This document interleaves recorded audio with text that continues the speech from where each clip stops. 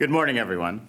It's a privilege to have the opportunity to address you today at this fantastic event at the Antonin Scalia Law School. Thank you to SubSquared for having me. Justice Scalia expressed his views quite directly, both in his opinions and his speeches. And while I certainly won't be as eloquent as he was, I want to approach these remarks with the same level of candor. So I'd like to emphasize my remarks are mine, my opinions, mine alone, don't necessarily reflect the views of my employer, Qualcomm, or of any of my colleagues. A decade ago, the richest, most powerful company in the world began in earnest to attack the licensing of cellular standards essential patents, SEPs. Because, as the company's own internal documents acknowledge, Qualcomm has the world's most valuable portfolio of cellular SEPs. Qualcomm's licensing business was the ultimate target. The attack took many forms. One avenue of attack was the promotion of novel legal rules that were designed to make it impossible for holders of major SEP portfolios, like Qualcomm, to effectively enforce their patent rights. One such proposed rule was an absolute ban on an SEP holder even seeking an injunction, no matter how egregious the conduct of an infringer.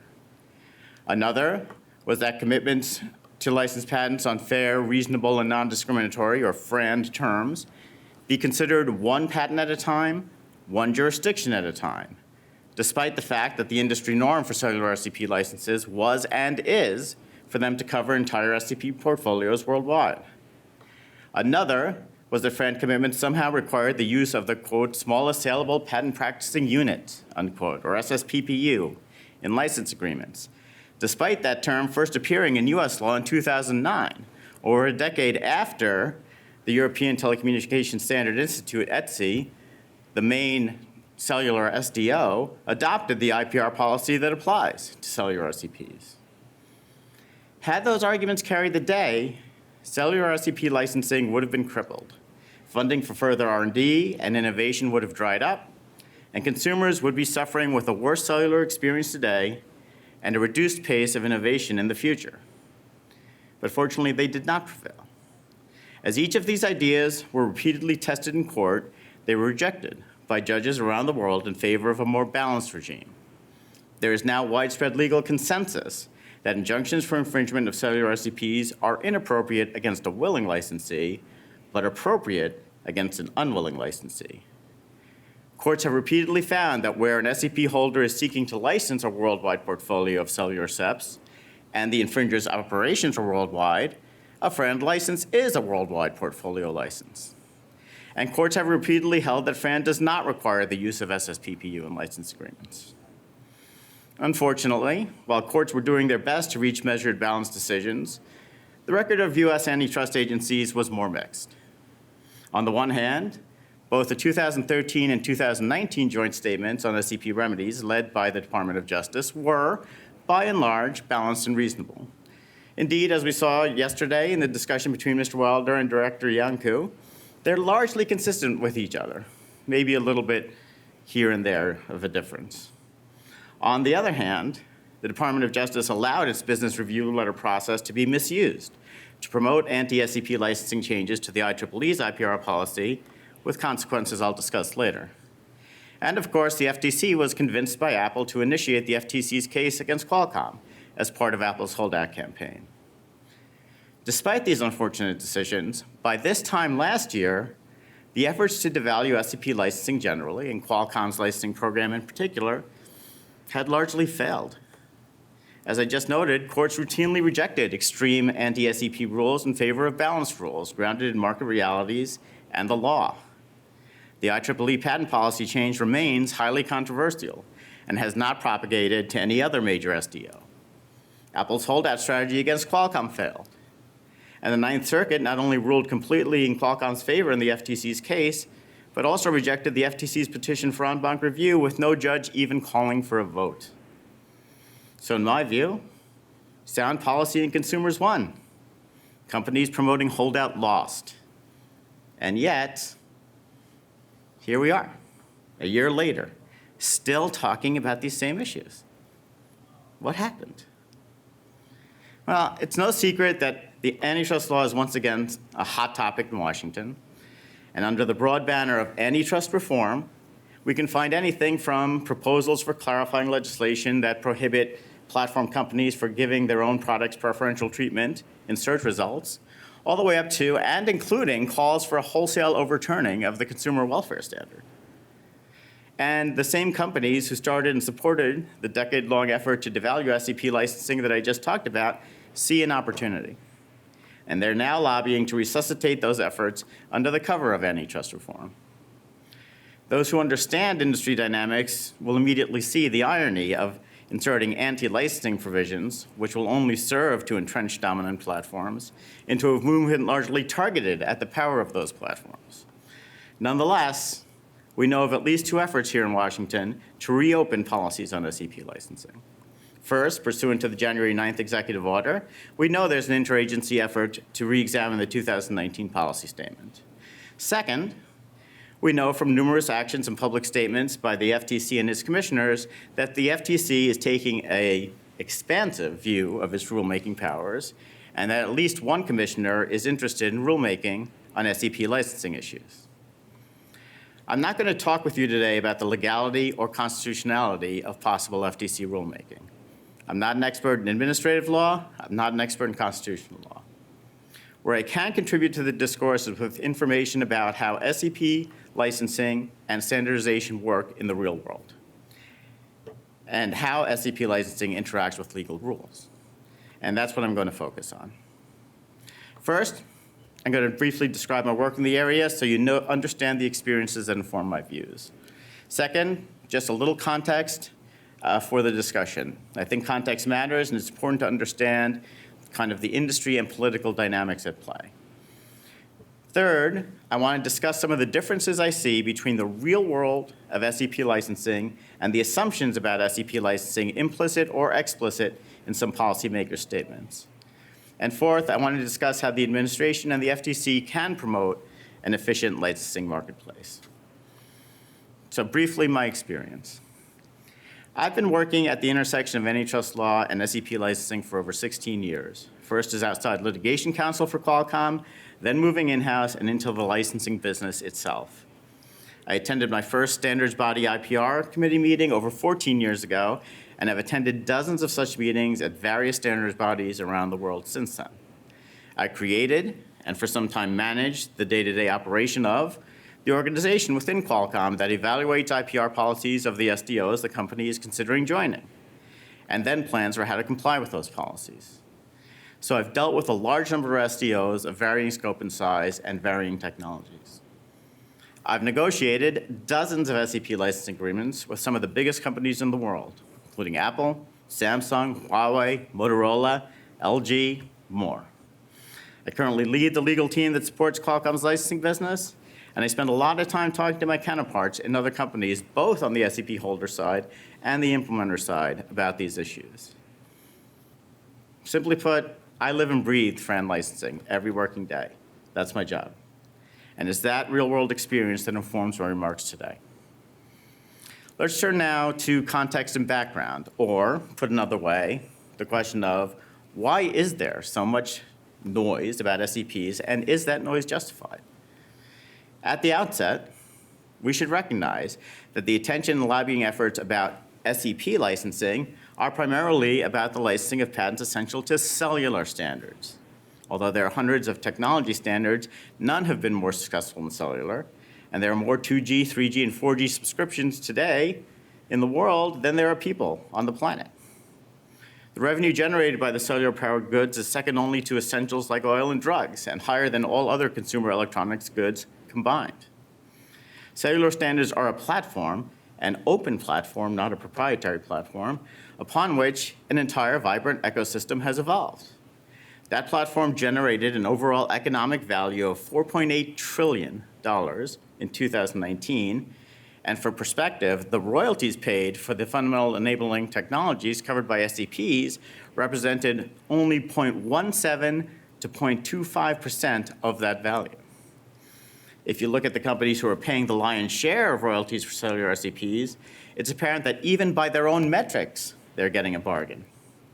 Apple executives testified under oath in the FTC case against Qualcomm that Apple pays royalties on cellular SEPs totaling less than $15 per iPhone. That's for all of their cellular SEPs that they license to all the companies that invested heavily in research and development and actually invented the foundational technology. The average selling price of an iPhone in the US in the fourth quarter of 2020, according to Consumer Intelligence Research Partners, was $873. So Apple pays well under 2% of the selling price of its end user products, iPhones, for all of the cellular patents it licenses, all of them. At the same time, Apple charges developers 15% to 30% of the selling price of apps on its App Store for access to Apple's proprietary platform, rates that Apple has been aggressively defending as fair and justified around the world. All right, let's turn now to the differences between the real world of standardization and SEP licensing and the assumptions we sometimes see embedded in some policymaker statements.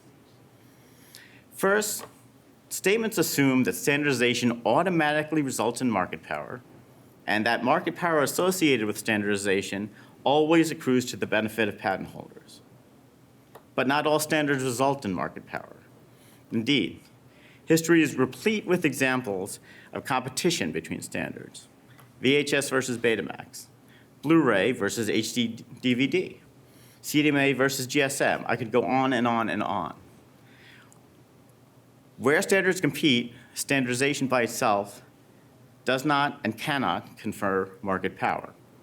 Recent remarks by a DOJ official recognize this, noting that, quote, whether that collective action, unquote, he's referring to standardization, quote, confers market power, market or monopoly power, is an empirical question, unquote.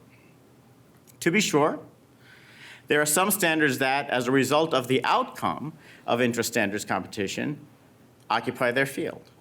In cellular, the 3GPP standards outcompeted standards from 3GPP2 and IEEE so effectively that there is no competing standard to the 3GPP standards for 5G. And there hasn't been competition for the IEEE's Wi-Fi standards in many years. In these circumstances, though, any market power doesn't just magically appear when the standard is finalized. If it exists immediately after standardization, as some appear to assume, then it must necessarily exist as market power in the market for technology to be included in the standard. In these circumstances, the only commercial avenue technology providers have is the standard, and it's the implementers, and not the patent holders, that have market power. To illustrate, let's examine two real-world situations. Over the past decades, there have been multiple ways invented to wirelessly charge devices. That is, to charge a battery, for example, on a phone, by putting the device down on a pad or on some other surface, rather than by plugging it in with a wire. At the time of that technology development, no dominant standard existed, and so technology developers could plan to commercialize their technology by being incorporated into a non-dominant standard or by marketing or licensing a proprietary solution. Eventually, multiple standards arose, none of which had market power. They competed with each other.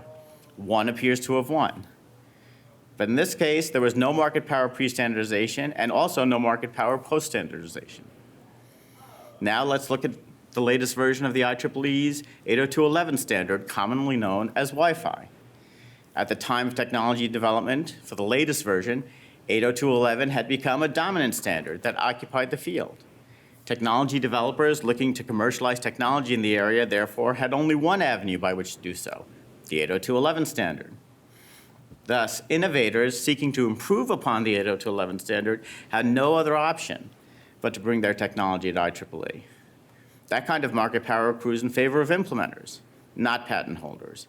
Implementers can attempt to use that market power to drive down licensing rates to unfairly and unreasonably low levels, either by acting collectively to explicitly change established IPR policies, as is in the 2015 IEEE IPR policy change, or simply by misusing the patent holder's FRAND commitments to engage in holdout tactics. Assumptions that all standards create market power, or that market power always accrues in favor of patent holders, simply aren't consistent with the real world. Another set of questionable assumptions I commonly see are assumptions about the prevalence of and potential consumer harm caused by hold-up and hold-out. We talked about those a little bit yesterday, but I'd like to put my own words to what these are and how they work. Holdup is the use of the threat of exclusion from the market to coerce unfairly high royalties or other unfair licensing terms.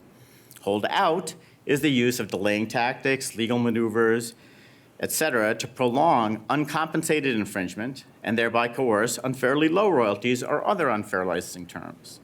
Holdup involves unilateral action by the patent holder. And for purposes of this discussion, we should focus on holdout that is also unilateral action by the infringer. There's some types of holdout that are collusive, but let's focus on the unilateral action for this discussion. One assumption I often see in this area is that holdup is more prevalent and easier to execute than holdout. That's exactly backwards. With respect to holdup, whatever may have been true 10 or 15 years ago, it's now clear in every major jurisdiction that injunctions are not available against an implementer that is a willing licensee. That is, a licensee who, in the words of one court, is, quote, willing to take a FRAND license on whatever terms are in fact FRAND. That's from the Unwired Planet decision in the UK by Justice Bruce. That is certainly true in the US, where even the ITC considers whether an infringer is a willing licensee in determining whether an exclusion order is appropriate. Thus, in every major jurisdiction, there is basically zero possibility that a patent holder can use the threat of exclusion to coerce unfairly high royalties. The infringer merely need file a claim or counterclaim for breach of the FRAND commitment, seek specific performance of that commitment. If the infringer is wrong, and the patent holder has made a FRAND offer, then if the infringer is actually willing, it will accept that offer. If the infringer is right, then the patent holder will not be able to exclude the infringer until it has made a FRAND-compliant offer. In either case, there is no mechanism by which the patent holder can effectively coerce the infringing implementer. In other words, to the extent holdup was ever a real problem in SCP licensing, the only way to impose that strategy was exclusion. And courts around the world have adopted mechanisms centered around the concept of willing licensee that have addressed it. An SCP holder's unilateral conduct is now clearly and definitively constrained to certain rules that will be enforced by the courts, rules that any implementer can know and rely on. In contrast, it's been much more difficult for courts to adopt simple rules that address holdout, because holdout largely involves unilateral gamesmanship by infringers that doesn't need court intervention to work, such as delaying licensing negotiations or trying to insist on patent-by-patent, jurisdiction-by-jurisdiction litigation of large SEP portfolios to delay and drive up costs for inventors. To be sure, courts have made some progress, mainly by defining certain holdout actions as manifesting unwillingness to take a FRAND license. But bad faith implementers continue to resist these measures, arguing instead that their mere declaration of willingness to take a license to a patent, but only those patents, that has been fully litigated through all appeals, qualifies as willingness. What this would mean in practice, though, is that SCP holders would have to litigate every single patent in their portfolio at the request of the implementer, no portfolio agreements, even if it takes 20 years, with no possibility to argue to a court that the implementer's recalcitrance is causing irreparable harm, warranting an injunction. As a result of this imbalance, holdout has a much greater real-world impact than holdup. In the past several years, to my knowledge, there has not been any significant implementer threatened with an injunction or exclusion order for infringement of a cellular SEP that has not had the opportunity to avoid that injunction by demonstrating that it's a willing licensee. In contrast, I'm aware of at least one major SEP holder, my company, who not only had to face overwhelming holdout pressure, in fact, we were nearly subject to a hostile takeover by a foreign-controlled company because of that holdout. Moreover, we know that the same company that held out against Qualcomm successfully held out against other companies, because that company's internal documents presented publicly during opening arguments before our case settled showed the company had a scheme to hold out, obtain sub-FRAND licenses from other companies, and then use those licenses as alleged comparables against Qualcomm. You're interested? There's a great article about all this by Reed Albergati at the Washington Post a few days after the settlement. Relatedly, we sometimes see an assumption that while holdup causes consumers harm in the form of higher prices, holdout does not harm consumers. But this is contrary to basic economics and antitrust law. The Sherman Act rightly condemns coordinated price fixing both by sellers, resulting in artificially high prices, and by buyers, resulting in artificially low prices. That is because both ultimately harm the competitive process and therefore consumers. Likewise, there's no principled basis for distinguishing the harm to consumers caused by artificially high licensing rates and the harm caused by artificially low licensing rates. Consumers can be harmed by artificially reduced innovation and choice at least as much as they can be harmed by artificially higher prices. I've also seen the suggestion that holdup by patent holders raises competition or antitrust concerns, while simultaneously holdout by implementers does not. This proposition cannot be true. If holdup implicates the antitrust laws, then holdout must also necessarily implicate those laws. If holdout does not implicate the antitrust laws, then holdup must not either. Let me explain why. In either the case of holdup or holdout, nothing wrongful has happened during the standardization process. That is, for purposes of this discussion, we are assuming that both implementers and innovators acted in good faith during standardization. No deception was involved. So you have collective action at time A, standardization, that was lawful and pro-competitive. Later, maybe years later, you have a unilateral action at time B that is either hold up or hold out. Let's focus on hold up first.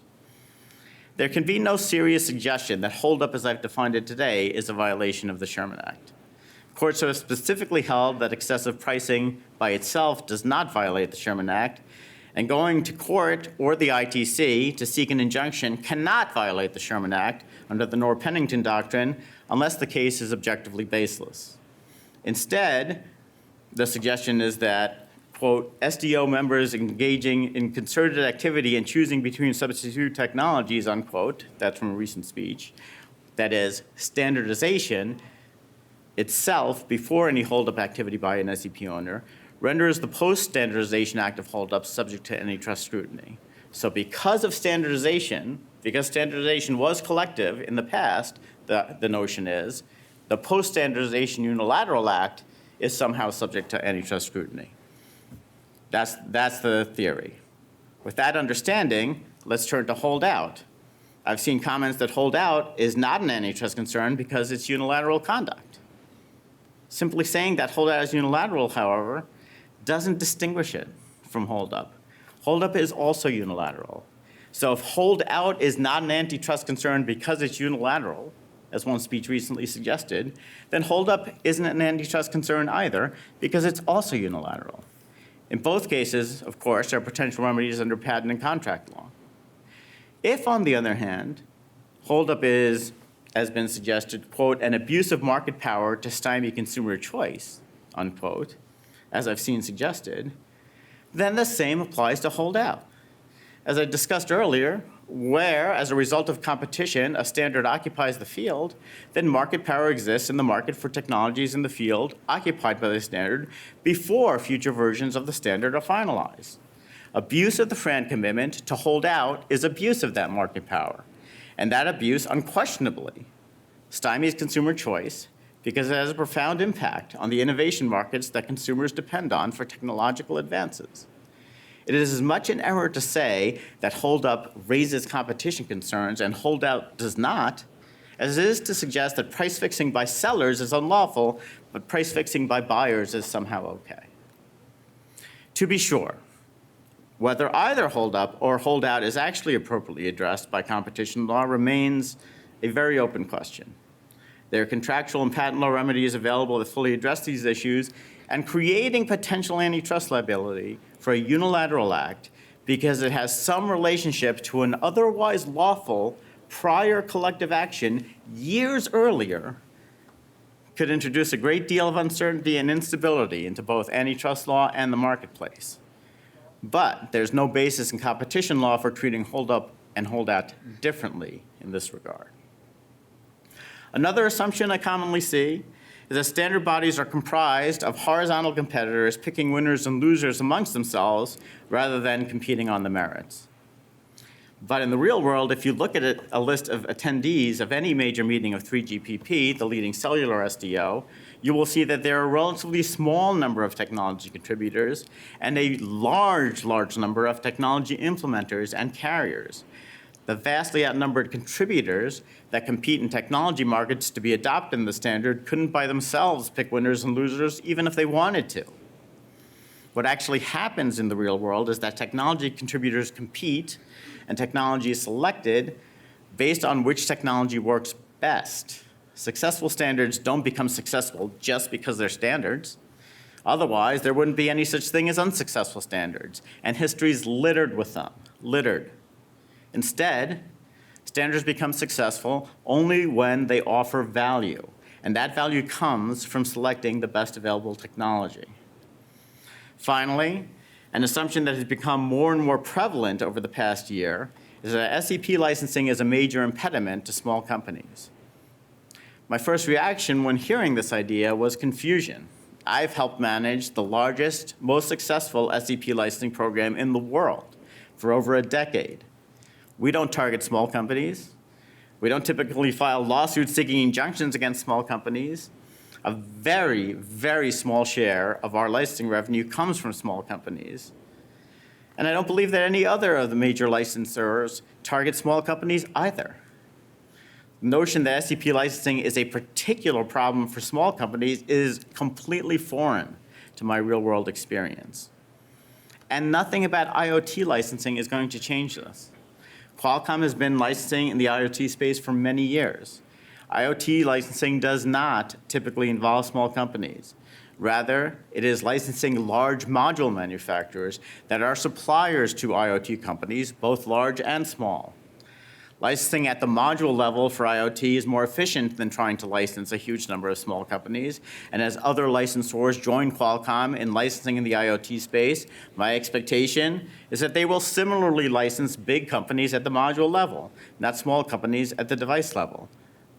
The incentives are aligned for that to happen. I'm aware that organizations purporting to represent small companies, such as ACT, the App Association, are going around claiming that there's a small company problem.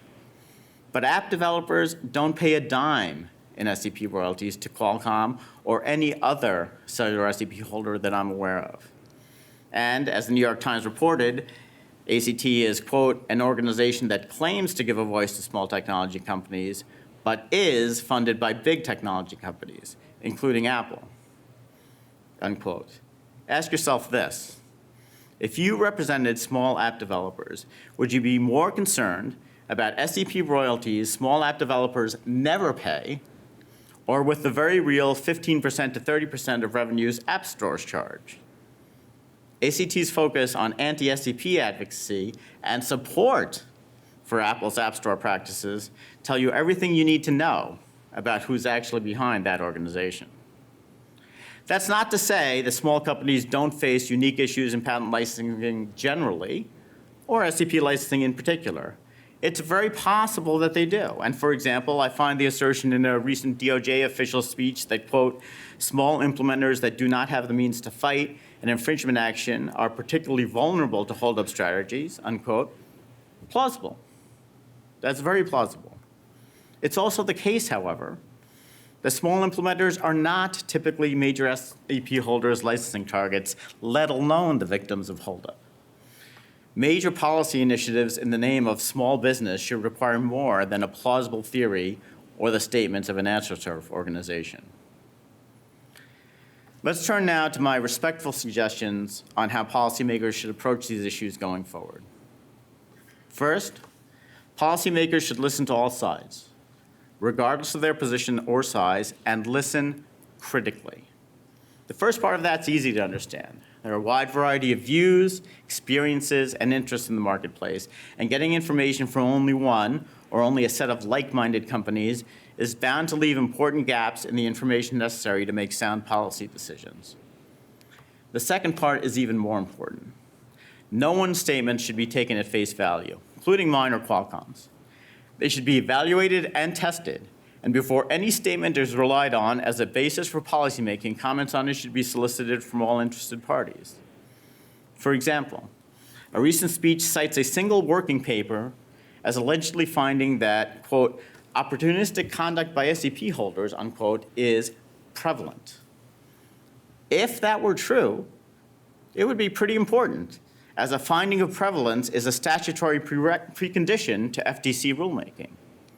But the paper doesn't support any such finding. Although full response to the paper is beyond what we have time for today, let me just point out two deficiencies. The paper counts as opportunistic conduct, calculating royalties based on the price of a product rather than using the SSPPU. But the notion that FRAND requires the use of SPPU to calculate royalties is legally meritless and has been thoroughly discredited in both the TCL versus Ericsson Federal Circuit decision and the FTC versus Qualcomm Ninth Circuit decision. Courts themselves have used the sale price of products in evaluating whether licensing terms were FRAND, so it can hardly be opportunistic conduct for an SEP holder to offer a license on that basis. Even worse, the paper counts what it labels opportunistic conduct based on the mere allegations made by an infringer, rather than actually judicially determined facts or other objective measures. Using this methodology, we can say that holdout by unwilling licensees is prevalent because virtually every pleading by an SEP holder alleges the infringer is unwilling, or that DOJ prosecutors have a prevalent practice of bringing criminal charges against innocent people because many of them plead not guilty. That can't possibly be a standard that satisfies the statutory prevalence requirement. Okay. Second, policymakers should account for real world differences when making policy statements and in any rulemaking. Standardization activity and SEP licensing encompass a wide variety of activities under a wide variety of circumstances, and it's extremely unlikely that one simple rule will neatly apply to all situations. Examples of such differences include whether or not a standard or SDO enjoys market power, or whether a small number of patents are being licensed or a very large portfolio. Policymakers should avoid making statements or rules that apply to a set of circumstances that they have in mind without clearly articulating what those circumstances are and why the statements or rule might not be appropriate to other situations. For example, rules calculated to apply in situations involving a small number of patents may be unworkable in situations involving large portfolios. Third, policymakers should keep in mind that anything they say in this space, anything, and certainly any rules they make, are going to be gamed by parties acting in bad faith. A suggestion that hold up or hold out raises competition issues ensures that every single licensing dispute is going to be turned into an antitrust case, regardless of the underlying facts. A rule that says that seeking an injunction against a willing licensee violates Section 5, even if it were to be within the FTC's statutory authority and constitutional, which I'm not going to express an opinion on, would necessarily embroil the FTC in every single SEP licensing dispute with a U.S. nexus, because every unwilling licensee claims they are willing. And they're going to run to the FTC when the patent holder rightfully requests injunctive relief. And to what benefit, if courts already are not going to grant an injunction unless the licensee is found to be unwilling? Fourth, and above all, policymakers should take balance seriously. Taking balance seriously requires subjecting claims by each side to the same level of scrutiny. Taking balance seriously requires acknowledging that consumers are ultimately harmed by artificially low royalties just as they are harmed by artificially high royalties. Taking balance seriously requires basing policy on actual, tested evidence. And failing to take balance seriously has consequences. When the DOJ evaluated the IEEE patent policy change in 2015 and ultimately issued a business review letter, it didn't take balance seriously. Instead, the DOJ turned a blind eye to the fact that the relevant IEEE committees were dominated by implementers who were enacting one-sided changes and were justifying them by pointing to the DOJ's own advocacy. The DOJ's tacit approval of what appeared to be an open price-fixing conspiracy emboldened implementers to make maximally one-sided changes, which those implementers then claimed in their final arguments to the IEEE's Board of Directors that the DOJ approved in the business review letter, the DOJ's disclaimers in that BRL notwithstanding. Did the IEEE's policy change do anything to improve SEP licensing? No, it didn't. It made things worse. As a direct result of the policy change, many companies stopped giving licensing commitments to IEEE. Yet the IEEE did not stop approving standards. Instead, it has approved standards despite having negative patent declarations from significant patent holders. So put another way, before the DOJ put its thumb on the scale, the IEEE had a balanced, maybe imperfect, IPR policy, but all of its standards had the benefit of positive licensing commitments from relevant patent holders. Afterwards, the policy became one-sided and controversial, and the IEEE is publishing standards without FRAND commitments. Had the DOJ taken balance seriously in 2015, perhaps the IPR policy could have been improved in a balanced way that wouldn't have resulted in standards being published without licensing commitments, which can't be good for anyone. I hope we've learned from our past experiences. Thank you for your attention, and thank you to SIP² for hosting this wonderful event. I think I have just a little bit of time for questions if anyone has any. If not, I'm happy to go on to the next panel. Licensing terms. We have the ascorbic acid vitamin C case in China where the Chinese government directed the pricing of vitamin C, notwithstanding statutory law that was to the contrary. And actually, the Chinese government said, in fact, these directives, unpublished, sent to the sellers, had the force of law. So I'm wondering whether that doctrine, if you will, and I think it's pretty clear that China does mandate certain pricing terms for technology. It has historically. There have been informal guidance pre-existing 30, 40 years ago, where 6% was the maximum licensing rate, for example, on a joint venture for capitalization of technology. I'm wondering whether this has ever played out in a standard-setting context or discussions. So it has in China in certain situations, and it's not always been 100% clear whether the suggested or applied prices involved were being directed by the government or not. That's not been 100% clear to us. But outside of China, I haven't seen direct, like, let's fix a price other than certain royalty-free standards that are run by implementers that are obviously fixing the price to zero. That said, I do think that what happened in IEEE, where the mechanism by which policy was changed was captured by implementers, and then they enacted one-sided changes, was an effort to fix prices. The people on the other side told me, when I told them that Qualcomm was never going to give commitments under that policy, that they didn't believe me. They thought we were going to have to make commitments under that policy because that was the only way to be involved in the Wi-Fi standards, and Wi-Fi is a big part of our business. Now, as it turns out, IEEE is perfectly fine, apparently, approving standards without FRAND commitments, so it never came to that. But the mindset there was that because of Wi-Fi, we were going to be forced to accede to their demands. That to me is the essence of price fixing, whether it actually meets statutory requirements or not. Outside the standards bodies, we've seen some collective activity, some collective holdout activity as well. But inside the standards bodies was your question, and other than that, I can't point to anything. Thank you. I'll give you a question, Fabian. Thanks for your talk. It was very good. So are you optimistic about 5G? I know when one side is saying the sky is still falling, there's a lot of licenses happening in 5G. The market is moving on. So are you more optimistic moving forward? What do you say? I'm much more optimistic than pessimistic about 5G, and I'm much more optimistic than pessimistic about IoT. I mean, one thing people need to understand about IoT markets as opposed to regular cellular markets is that, IoT often involves lower capability in cellular than, say, your phone. Your phone is always connected, needs no latency, needs a fast connection all the time. IoT applications aren't like that. So what has 5G done for IoT right now, and what's it going to do in the future? Right now, all 5G is really doing for IoT, or the vast majority of what 5G is doing for IoT, is making 4G cheap.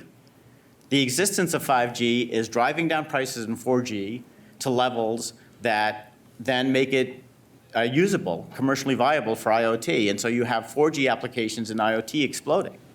And that's an improvement in the world, right? But that's a kind of knock-on effect from the existence of 5G. In the future, there will be 5G in IoT because 5G, there's standardization now of what we call RedCap, reduced capacity 5G, that's specifically for IoT applications. And so it's going to be cheaper without the complexity of regular 5G. And again, it's going to be more appropriate for 5G applications. And we're preparing to, and I believe other licensors will also prepare to, license that reduced capacity at appropriate levels for IoT. It's in our interest to do so, right? Trying to license something at unsustainable rates is not going to get us anywhere. And so, as a humongous believer in incentives, what I see is that the incentives are aligned for IoT to take off. Because we wanted to, we know the other major licensors wanted to as well. And everyone understands that IoT licensing is a different market than smartphone licensing. Okay, I think that's all we have time for. Thank you very much for your attention.